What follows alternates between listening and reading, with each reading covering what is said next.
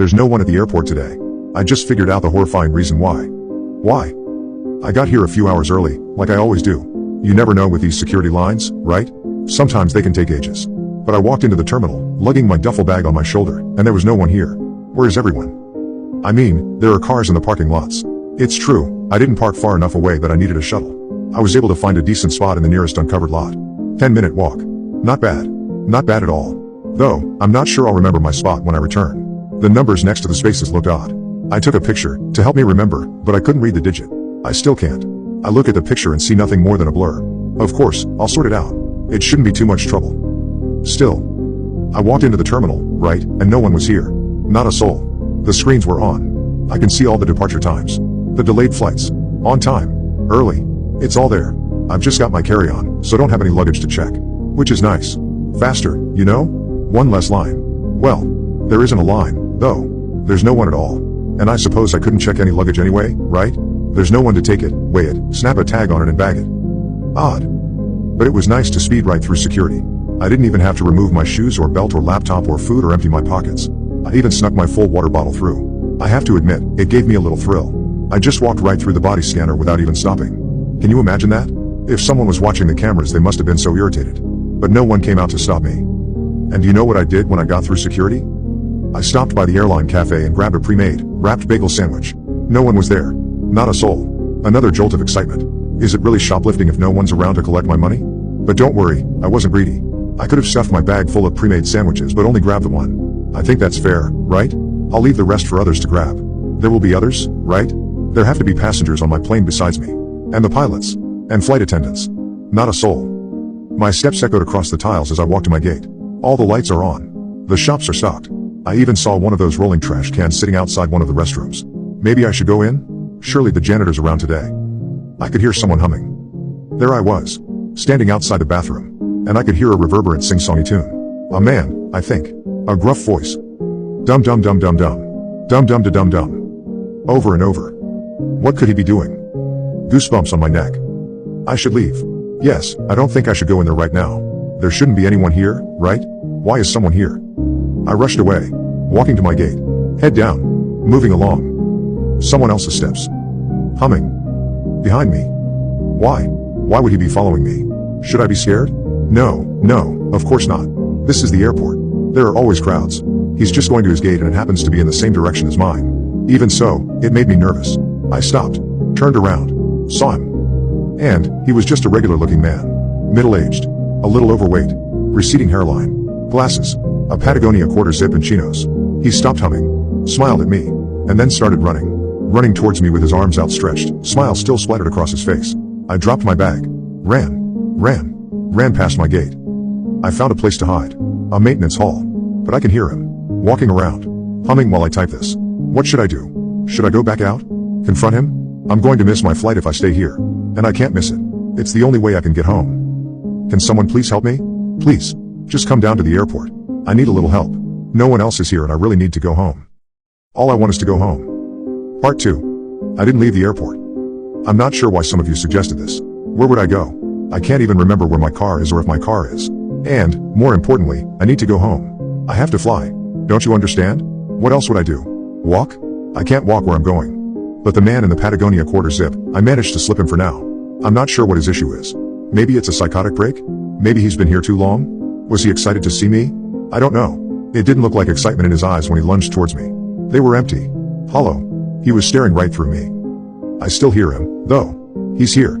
I can hear his humming. But it's coming over the loudspeaker now, wrapped in a thin blanket of crackling static.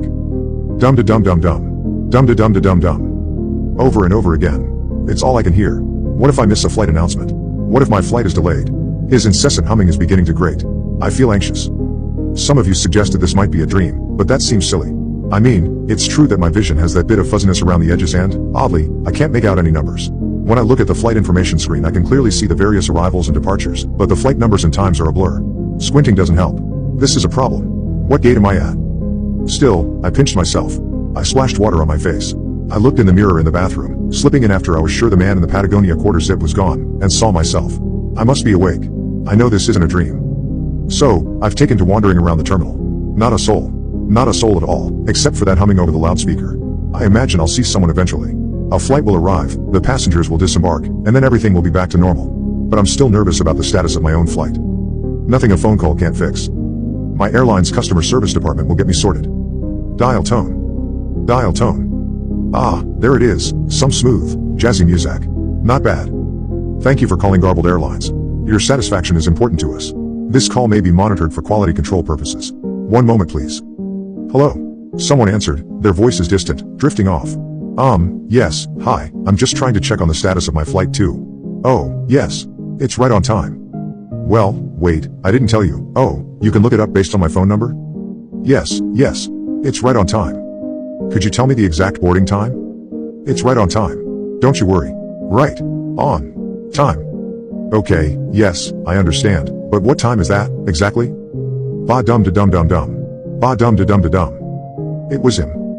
Ba-dum-ba-dum-ba-dum-dum. Ba-dum-dum-dum. The audio crackled. Ba-dum-dum-ba-dum-ba-dum-dum. My voice wavered. Stop it, okay? I just need to know my boarding time. Ba-dum-dum-ba-dum-ba-dum-dum. Stop it. The humming grew louder, more defiant. Ba-dum, ba-dum, ba-dum, dum, dum. You are insane. Leave me alone. Just as I was about to hang up, I heard the man chuckle. It was a long, dry laugh, followed by a short, low whisper, "Gonna get ya."